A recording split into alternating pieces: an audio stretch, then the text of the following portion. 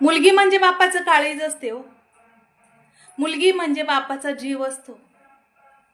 एक बाप आहे ना, मुलीसाठी काहीही करू शकतो. आणि वैष्णवी ताईच्या जीवनामध्ये बाप तर एवढा खास भेटला होता ना तायडे, आज उभ्या महाराष्ट्रातील लेकींना वाटतं की तुझ्यासारखा बाप आमच्या नशिबात असता तर किती चांगलं झालं असतं. सगळ्यांच्याच नशिबात असे बाबा नाही भेटत ग तायडे. आज आहे ना, मुलगी हिस्सा घेईल म्हणून जिवंतपणीच कितीतरी बाप मुलांच्या नावचं बक्षीस पत्र करून देणारही आहेत. असेही बाप मी माझ्या उघड्या डोळ्यांनी पाहिलेत ग रे. वैष्णवी ताई, तुझे बाबा खूप छान होते ग ताई.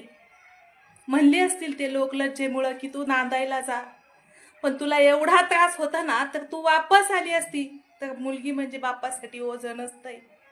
तुला त्यांनी सांभाळलं असतं ग ताई. आज कितीतरी महिला आपला संसार वाचावा म्हणून आपल्या लेकरांच्या तोंडाक पाहून अन्याय सहन करत आहे. पण अशा सर्व महिलांना तू सावध करून गेलीस की कधी कधी अति अन्याय सहन करणं हे जीवावर सुद्धा बेतू शकतं. तायडे, तुला शेवटचे 2च शब्द म्हणजे तुला भावपूर्ण श्रद्धांजली.